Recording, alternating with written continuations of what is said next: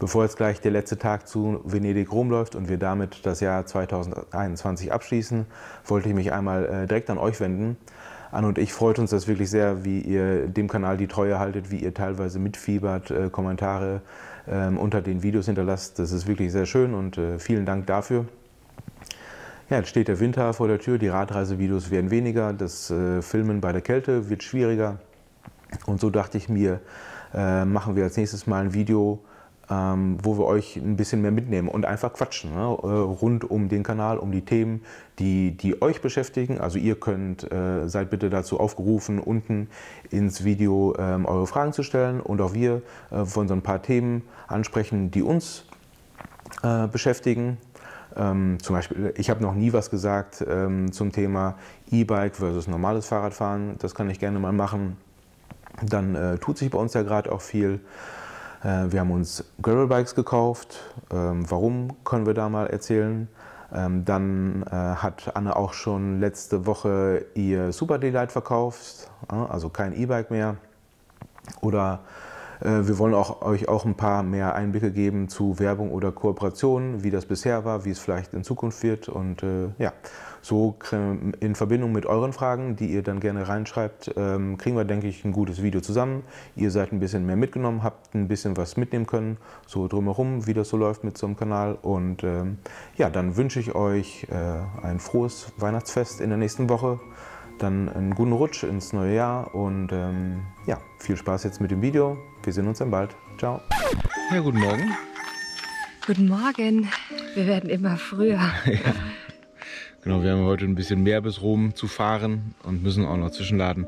Deswegen haben wir mal den Wecker auf 5 Uhr gestellt. Ja. Jetzt ist es 6:01 Uhr. Ja, wir haben jetzt hier gerade das Tor zugeschlossen hinter uns und rollen jetzt los. Schlafen tun wir im Zelt mittlerweile richtig gut. Ne? Ja, ich glaube, ich bin direkt eingeratzt gestern. Ja. Ja, wir haben uns echt dran gewöhnt. Ja. Und haben natürlich auch ein bisschen was getan am Tag, das merkt man auch. Genau, und auch heute Nacht kein Gewitter. Also es war ja an sich für gestern der einzige Tag, wo wir schon wussten, dass es sein kann, dass es regnet. Wir haben echt auch heute wieder im Cabrio-Zelt schlafen können, war super angenehm. Und was ich heute Morgen überraschend finde, trotz 6 Uhr ist es schon richtig toll hell. Also können wir auch gut fahren. Ja. Würde ich auch sagen. Und genau. Ja, dann ist mir noch ein Missgeschick passiert. Vom Rode Wireless Go, den Empfänger, den habe ich heute Nacht irgendwie angelassen, also war der gerade komplett leer. Jetzt muss ich den erstmal aufladen mit der Powerbank während der Fahrt. Deswegen machen wir jetzt die erste Stunde mit diesem Schaumstoff-Case von früher. Aber das soll dem Spaß keinen Abbruch tun. Also fahren wir jetzt los. Genau, wir starten.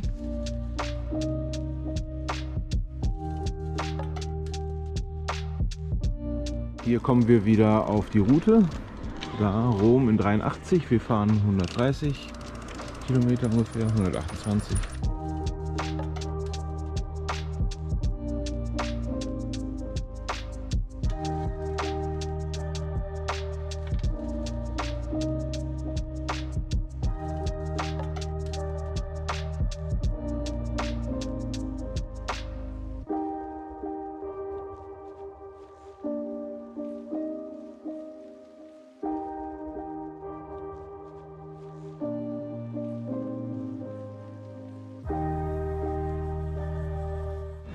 Ja, das Höhenprofil ist heute ziemlich hügelig und so kommen dann halt über knapp 130 Kilometer auch einige Höhenmeter zusammen. Deswegen müssen wir dann zwischenladen.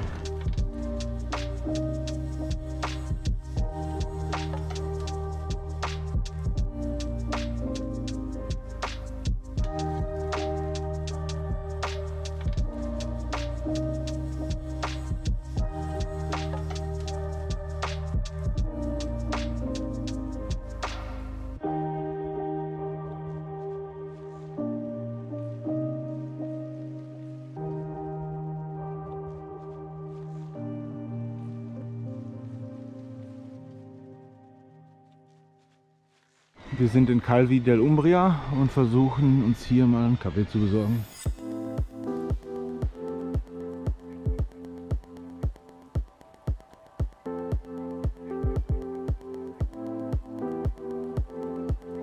Wir sind fündig geworden.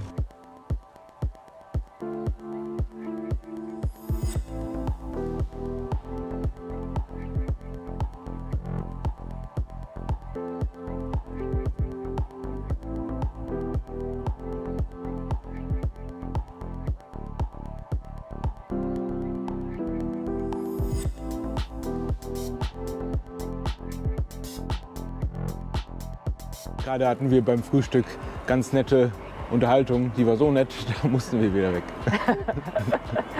Bei Mari habe ich notiert, die habe ich sofort angemerkt. Ja. Kann der bitte wieder gehen?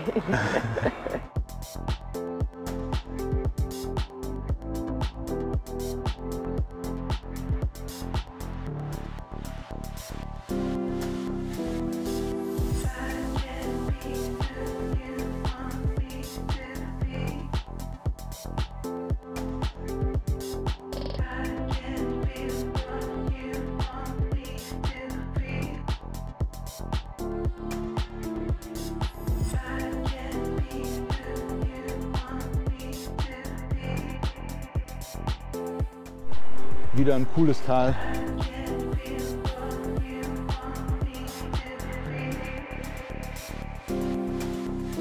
Es ist 8 Uhr.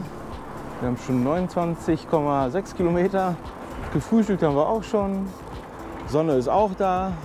Und blitzeblauer Himmel ist da. Ja, genau. Eieiei, da such dir mal eine Stadt aus, wo du hin willst. Und auf geht's nach Rom.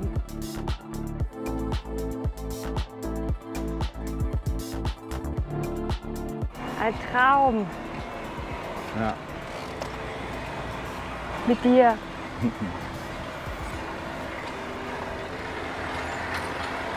In den Stau. Mit dir.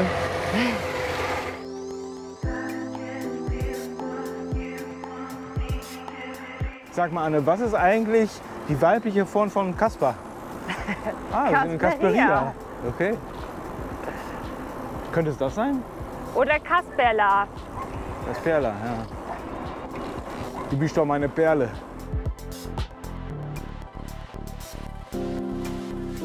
Wir haben jetzt eine größere Abfahrt vor uns. Wir haben noch mal, also ich habe zumindest die Regensachen angezogen oder Regenjacke. Man braucht natürlich keinen eigenen Windbreaker auf Radreise. Regenjacke tut's auch. Ne? Genau. Die verschiedenen Schichten nutzen, die man dabei hat, geht alles.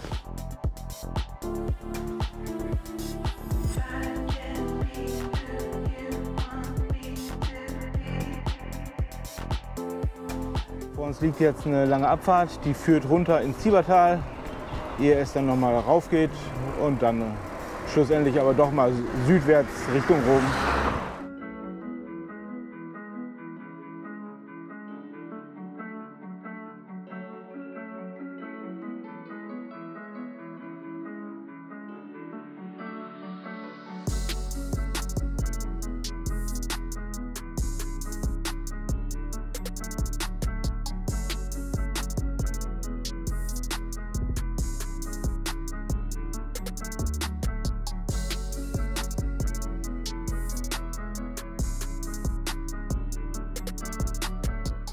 Hallo. Du musst hier, ja. Oh, ich habe nicht gesehen, dass der hier reinfährt. Gut, Halt, ich ziehe meine Jacke jetzt ziehen wir die Jacke aus, ne? aus. Ja. Wir sehen jetzt erstmalig, nee, hier noch nicht, die Bahngleise, aber da vorne ist der Tiber. Und jetzt fahren wir ein paar Meter am Tiber entlang.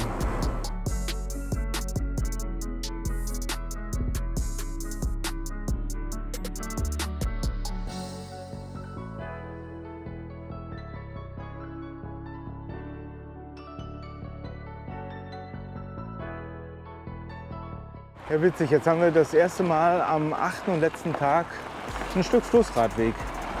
Das haben wir sonst viel häufiger.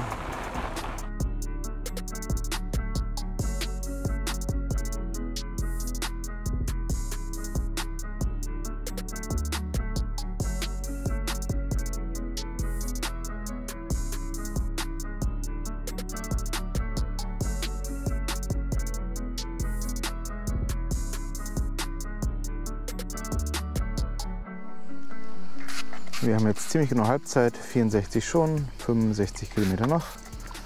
Ja, und jetzt sind wir hier in einer Picnic Area am Tiber und machen ein bisschen nochmal Sonnencreme drauf. Aber nicht lange Pause, weil hier sind viele Mücken. Okay, Anne. Ja, dann gucken wir mal, wie das so passt, weil den Ladestopp, den wir uns eigentlich rausgesucht haben, der kommt jetzt schon in 23 Kilometern. Ja, dann macht er aber erst in 3 Stunden auf eigentlich. Ja, wir sind viel zu früh dran. Aber gut, jetzt schauen wir mal, wie die Steigungen sich verhalten. Da kommt jetzt ein bisschen was. Und ja, wir entscheiden spontan, ob wir vielleicht weiterfahren. Die Möglichkeit besteht aktuell auch, ne? Ja.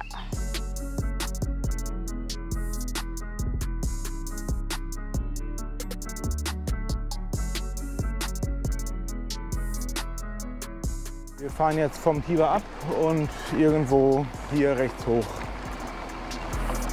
Dann wird es nochmal bergig.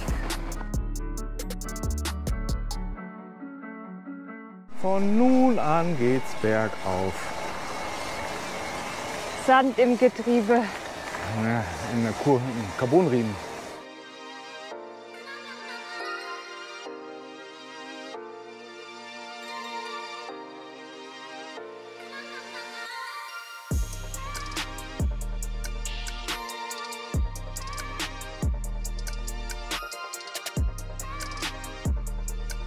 Wir sind oben. Ja. Yeah. Aber es geht gleich auch wieder runter und dann wieder rauf. Ja.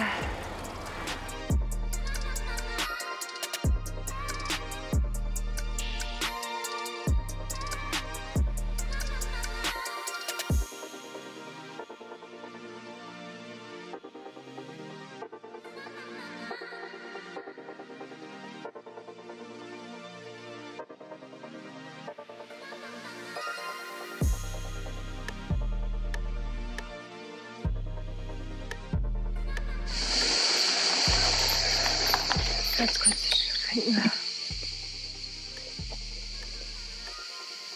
Bisschen blöd hier, ne? Hä? Bisschen blöd hier, ne? Ja.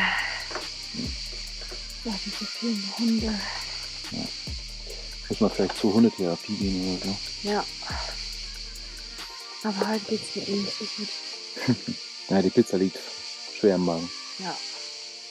Du hattest, ja, bei Quattro Stationen darf man auch nicht eine Käseart abwählen. Das war wahrscheinlich der Fehler. Du musst Gorgonzola dabei lassen. Und die 3, das bildet eine gefährliche Mischung. Absolut. Wir rollen wieder etwas kultivierter.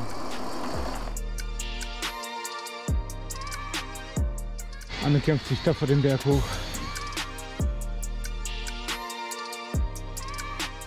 Das ist wenigstens ein schöner Anblick. Ja. Ja. Ah, geschafft.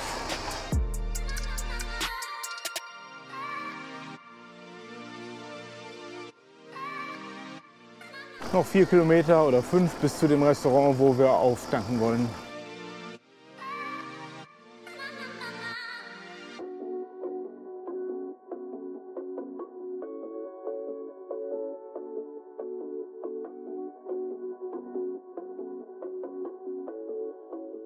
Wir konnten jetzt gerade hier in einer Bar laden. Das ist die Bar, zu dem auch die 3 Stühle oder Tische da gehören. Und ja, wir haben jetzt 1 Stunde geladen von 2 Balken auf, ja, der 5. Balken hat geblinkt. Ich denke, das sollte jetzt reichen. Die Betreiberin war ein bisschen komisch, hat eine ziemliche Panne gezogen. Und ja gut, sie sprach halt kein Englisch, wir kein Italienisch. Ne? Dann ist halt Verständigung schwer. Aber ja, hat gut geklappt. So eine Flippe muss man nicht ziehen. Ne? Ja, nee, das aber am stimmt. Ende hat sie Alles dann noch gut. mal ein Lächeln rausbekommen, als ich gesagt habe, grazie mille. Und naja, jetzt gut. Also jetzt haben wir 40 Kilometer, ein bisschen Wasser haben wir noch. Und dann beginnen wir den Endspurt der Tour. Ja, unglaublich. Was macht dein Bauch? Jetzt gerade wieder besser. Genau. Okay. Ja. Ja, ich habe 5 Striche links. Und Anne? Wo siehst du denn da 5 Striche? Ich habe jetzt da oben gezählt. Ja. Ich glaube da. Guck, da hast du ja auch Ja. 5. Und im Durchschnitt zeigt er 4 an für beide. Weil der eine ja auch höher gewichtet ist mit 625 Watt. Ja. Gut, wie sieht es aus? Es sind noch 37,2 Kilometer. Und in Tour habe ich eine Reichweite von 45. Und das Höhenprofil sieht so aus. Also ein Anstieg kommt noch und dann geht es halt ziemlich viel bergab und in der Ebene am Tiber entlang. Das sollte passen.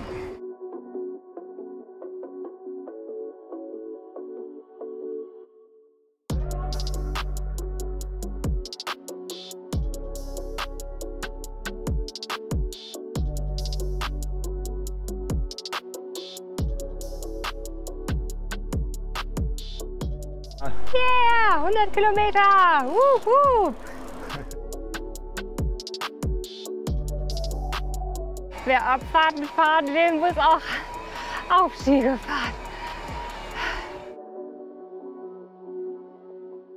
Wir haben gerade ein absolutes High. Wir haben den höchsten Punkt jetzt für der verbleibenden Tour erreicht und jetzt rollen wir eigentlich nur noch runter, so gefühlt. Ja, jetzt haben wir es geschafft. Mario bei Instagram, ja? Achso, Entschuldigung. Hab gerade nicht gesehen. Ja, das ist richtig krass steil. Aber du schaffst es. Ja, da hast du eigentlich fast schon das Gefühl, du kippst mit dem Hinterrad nach vorne über. Ja, das war wirklich steil.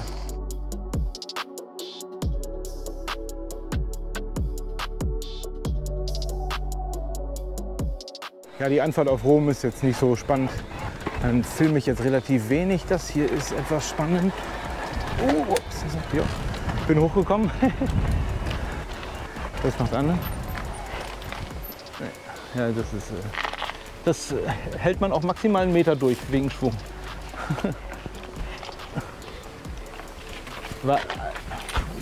Ich komme.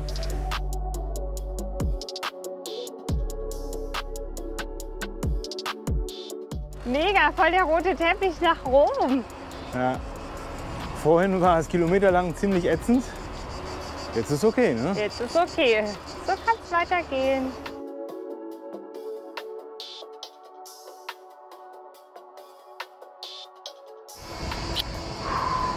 Es gibt keinen Schatten auf Hawaii. Es gibt keinen Schatten.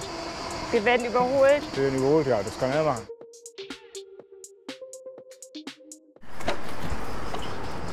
Wir suchen gerade den Campingplatz. Ist irgendwie schlecht ausgeschildert. Willst du die Flasche eben aufheben? Ja, diese Odyssee nehmen wir jetzt mal nicht auf. Wir melden uns am Campingplatz.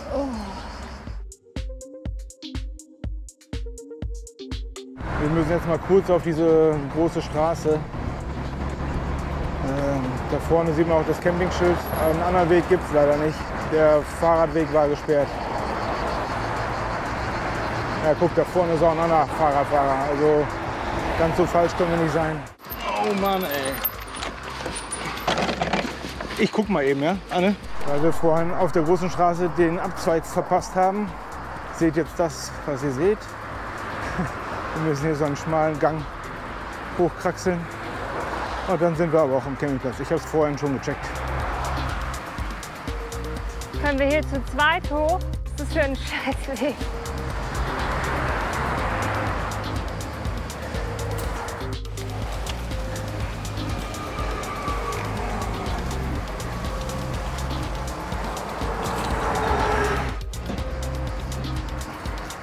Da sind wir.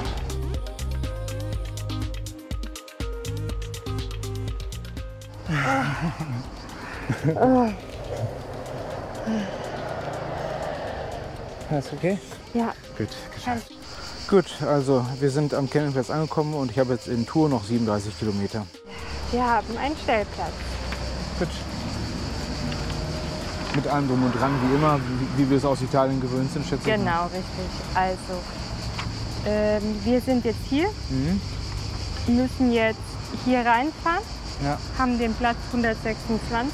Okay, also da, wo die 143 rechts ist, müssen wir rein, bis zum Ende. 134, okay. Ja. Ja, 34. Genau, hier ist das Restaurant, da sollen wir dann auch reservieren.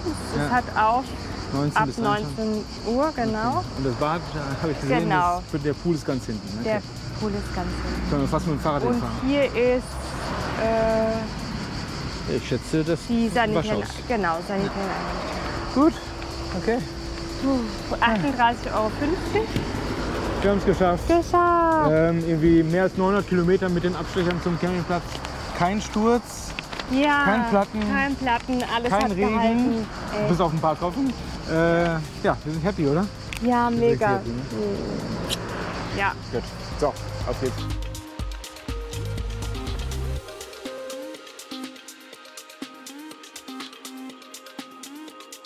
Guten Abend vom Campingplatz. Wir melden uns noch mal ein paar Stunden später. Genau, hallo zurück. Ihr habt ja gesehen, wie wir draufgefahren sind. Jetzt ist es schon kurz nach 8. Wir haben gerade gegessen. Hier ist eine auch Pizzeria angeschlossen. Da haben wir heute zum ersten Mal to go uns die Pizza geholt. Der 8. Tag, wir essen wieder Pizza. Ich glaube, haben wir jetzt jeden Tag, also ich zumindest. Du hast jeden Tag. Pizza Diavola mit Gorgonzola. Pizza Margherita. Genau, ein kurzes Fazit zum Campingplatz. Sehr weitläufig. Wir haben den Swimmingpool genutzt und zwar finde ich gar nicht irgendwie überlaufen. Generell sehr ruhig, es verteilt sich alles gut. Es sind viele auch so Bungalows oder so Zelte, die man sich so mieten kann. Haben wir auch den Eindruck, die sind jetzt nicht alle belegt. Also das ist echt super angenehm. Sanitären Einrichtungen sind auch okay, groß, sauber, Ja. auch gut. Mit klassischer Musik sogar. Ja, genau.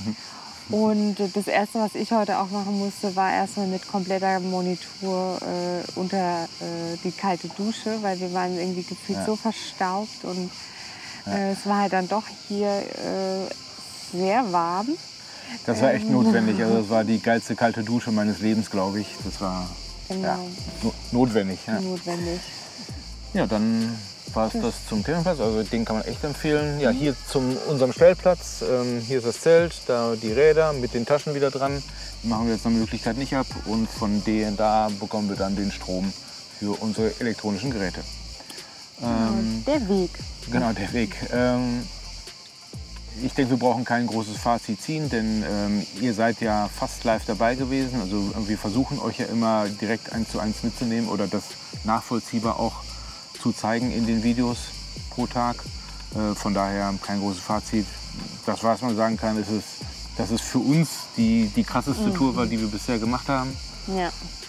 In vielerlei Hinsicht. Höhenmeter. Und das Flüchten vom Regen, das hat geklappt. Also es war echt warm. Wir haben versucht, es uns nicht anmerken zu lassen und nicht darüber zu meckern. Ne? Ja, genau. Aber ich habe jeden Tag kalt geduscht. Also genau, blauer Himmel und Sonnenschein und wirklich warme Temperaturen, sehr warme Temperaturen. Ja. Aber wie Mario schon sagt, wir wollten es ja auch so, deswegen alles wirklich perfekt. War sehr schön. Hat gut geklappt, Ausrüstung hat alles gut geklappt. Also wir sind hochzufrieden und happy. Und jetzt muss noch die Zugfahrt funktionieren und die Rückreise mit dem Auto. Mit den Rädern, ne? Dass wir die da reinbekommen. Ja. Genau. Und dann sind wir nämlich auch schon direkt beim Morgen. Also wir waren jetzt heute gar nicht in Rom, sondern wir machen das morgen so, dass wir wieder früh aufstehen. Wir werden wahrscheinlich so gegen 6 oder 7 hier losfahren.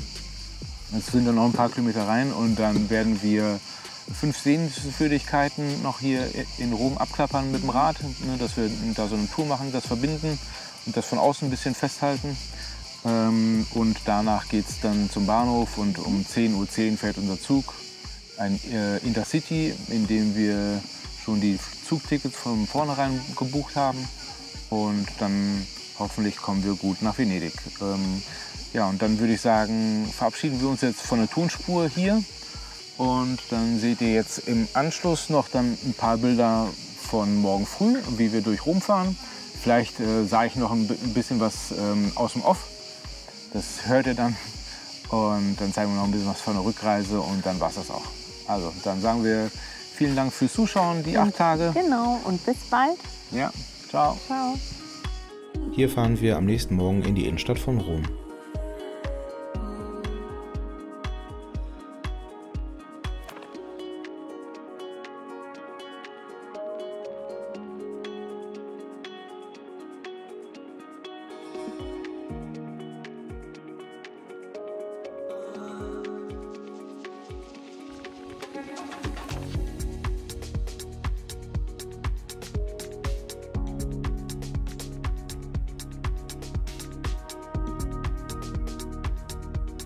Piazza del Popolo, Sant'Angelo, links die Brücke, rechts die Burg.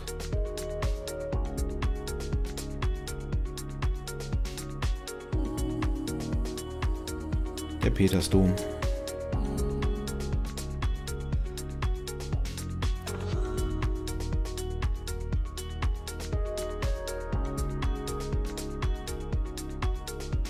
Das ist nicht der Trevi-Brunnen. Pantheon. Das ist der Trevi-Brunnen.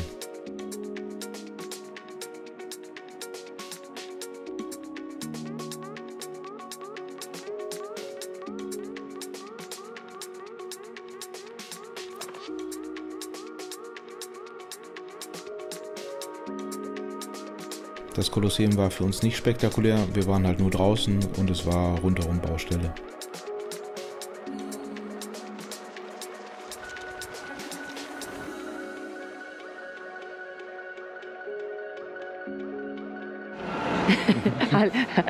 Hello, my friend. Hello, my friend. My lovely friend.